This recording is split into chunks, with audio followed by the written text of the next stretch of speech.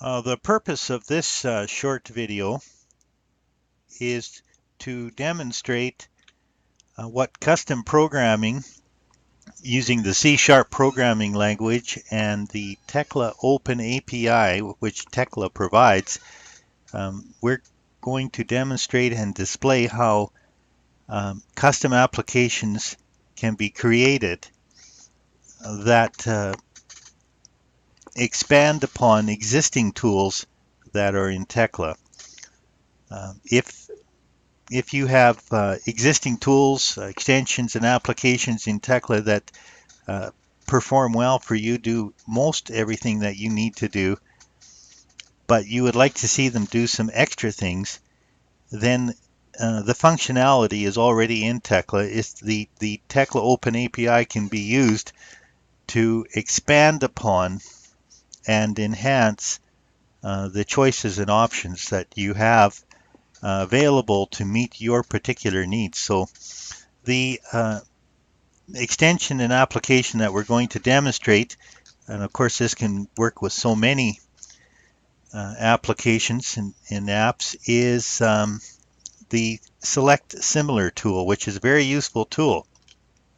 We use it a lot, and it can be used to find parts in the model that are very similar based upon a number of selections that Tekla provides.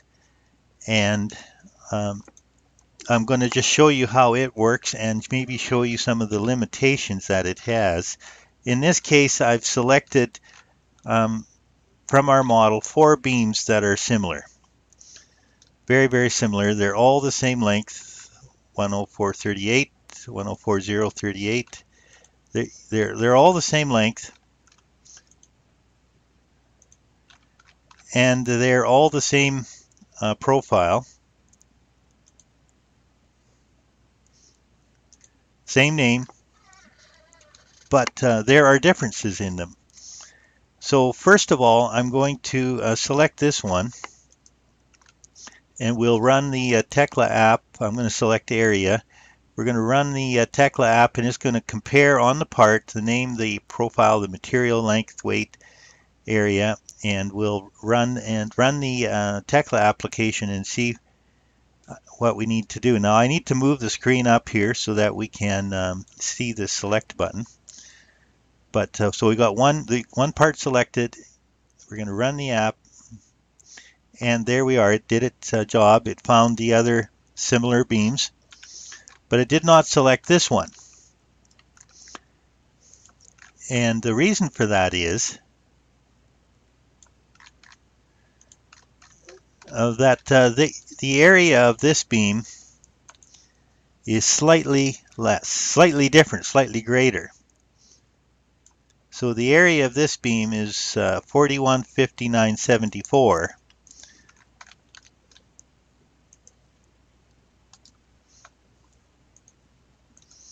And the area of this beam is 4158.01. Very little difference, but there is a difference, and there is no tolerance. So that's a bit of a problem. There's no tolerance in any of these selections.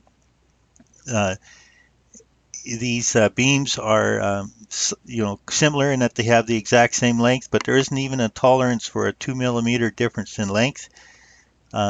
The weight and everything, none of these options have any tolerances. So let's just remove the area selection, and we'll run the Tekla app again. And I'm moving this up so you can see it, and we'll just select. So this time it shows all 4. But what it did not notice, what the Tekla Similar tool did not notice, is that it does not consider bolts. And for this beam, even though these beams are all the same length, the same profile, same name, this beam has 4 bolts at each joist location because there's a joist connecting on either side of the beam web. This beam is the same, 4 bolts, joist on either side of the beam web. Same with this one, 4 bolts, joist on either side of the beam web. But this one's different. And this one only has 2 bolts because the joist fastens to just the one side of the beam web, because this beam is at an expansion joint, and there isn't a joist fastening to the opposite side. So there is a real difference uh, in the beams and in the parts, but Tekla couldn't or Tekla could, but this application doesn't provide any options for that. So so that's why I just move the screen here again, so because I have to display everything in the little screen. That's why we created a custom application for that. And the custom application functions very similarly. I'll move this over so you can see the two side by side. Here I've moved the Tekla screen and everything so we can see the two side by side. This one selects by name, profile, material. This one selects by name, profile, material. We can select by part position if we want, but we don't want.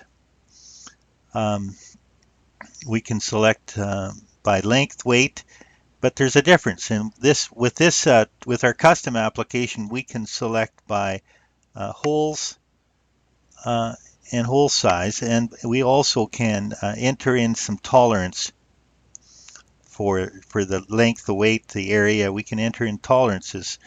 So as I set this up, I'm going to select hole location. We're going to deselect this. We're going to go for a custom size. We know that the holes that we're looking for are 12.9 millimeters. So we can select the units there. And for the options that we've got, I'm going to just select a quarter of an inch difference. The weight will go for 1 pound. Volume, we'll just say 25, just for area, 25. But on the other example, there was only like less than 2 units difference on the area. And let's see if this is all set up. So I'll just position my screen so we can see everything that we need to see in the video. Okay, here's our selection. And here's our tool, and so I'll run it, and the tool should be able to detect that the one beam has a difference in holes. So we'll just run the application. It's going to take a little bit longer because it's comparing more things. It's comparing the holes, not where the Tekla app didn't look at the holes. Here's a notification that the similar parts have been selected. We also have a notification in the notification window that's completed checking for parts. So we'll just see what it looks like.